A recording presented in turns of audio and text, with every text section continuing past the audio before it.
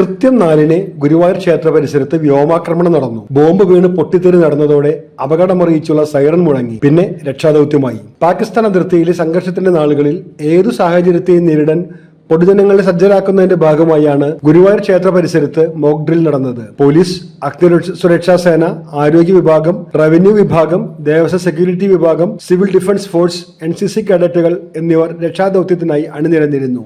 Bomb സ്ഫോടനം നടന്ന് ആളുകൾ ചിതറി ഓടിയിരുന്നതോടെ രക്ഷാദൌത്യവുമായി സേനകൾ രംഗത്തിറങ്ങി. പരിക്കേറ്റവരെ അതിവേഗം ആശുപത്രികളിലേക്ക് നീക്കി. ബോംബ് സ്ഫോടനത്തെ തുടർന്നുള്ള അഗ്നിബാധ നിയന്ത്രിക്കാൻ അഗ്നിരക്ഷാ സേന രംഗത്തിറങ്ങി. ചിതറി ഓടുന്നവരെ സുരക്ഷാ സ്ഥാനത്തേക്ക് മാറ്റാനും വീണ്ടും ഉണ്ടാവാനിടയുള്ള ആക്രമണത്തിൽ നിന്ന് രക്ഷപ്പെടാനുമായി ഷെൽട്ടറുകളിലേക്ക് നീക്കാനും സേനാ വിഭാഗങ്ങൾ രംഗത്തിറങ്ങി. 1971-ൽ പാകിസ്ഥാനുമായുള്ള യുദ്ധത്തിന് മുന്നോടിയായാണ് ഇന്ത്യയിൽ നേരത്തെ ഇത്തരത്തിൽ മോക്ക് ഡ്രിൽ സംഘടിപ്പിച്ചിട്ടുള്ളത്. ആക്രമണത്തിന്റെ ഭാഗമായി തീപിടുത്തമോ മറ്റോ ഉണ്ടായാൽ ഏതു തരത്തിൽ ആളുകളെ ഒഴിപ്പിക്കണം, ആശുപത്രിയിലേക്ക് മാറ്റുന്നതെങ്ങനെ തുടങ്ങിയ കാര്യങ്ങളാണ് മോക്ക് ഡ്രില്ലിന്റെ ഭാഗമായി നടന്നത്. മേൽപ്പത്തൂർ ഓഡിറ്റോറിയത്തിന്റെ തെക്കുഭാഗത്താണ് അരമണിക്കൂറോളം മോക്ക് ഡ്രിൽ നടന്നത്. അഡ്മിനിസ്ട്രേറ്റർ KP വിനയൻ, തഹസിൽദാർമാരായ MK Kishore, TK Shaji, temple SHO G Ajayakumar, major PJ Shaiju എന്നിവരുടെ നേതൃത്വത്തിലായിരുന്നു മോക്ക് ഡ്രിൽ.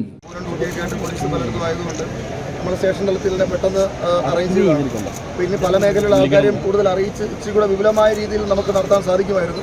നല്ല സമയമല്ല, ഇനിയും വരും. നമുക്കറിയാം, സർജിക്കൽ സ്ട്രൈക്ക് നടന്നുകൊണ്ടിരിക്കുകയാണ്. ഏത് ഭാഗത്തും പബ്ലിക്ക് കൂടുതൽ അക്യുമുലേറ്റ് ചെയ്യുന്ന ഏരിയയിൽ ഒരു അറ്റാക്ക് നമുക്ക് ഏത് സമയം നമ്മൾ വിജിലൻ്റ് ആയിരിക്കും. അതിന് വേണ്ടിയിട്ടാണ് നമ്മൾ ഈ ഒരു പ്രോഗ്രാം കണ്ടക്ട് ചെയ്യുന്നത്.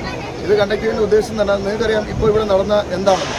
ഒരു മോബ് ഇവിടെ അക്യുമുലേറ്റ് ചെയ്യുന്നു, അവിടെ ഒരു എയർ അറ്റാക്ക് ഉണ്ടാകുന്നു, അവിടെ കുറച്ച് പേര് ഇഞ്ചുറി ആയിട്ട് സർവേ ചെയ്യുന്നു, കുറേ ആൾക്കാർക്ക് ഇഞ്ചുറി പറ്റാതെ അവർ പരിഭ്രാന്തരായി നിൽക്കുന്നു. അവിടെ നിന്ന് ഷിഫ്റ്റ് ചെയ്യാം എന്നത് അവർ ഡെമോൺസ്ട്രേഷൻ കാണിച്ചു.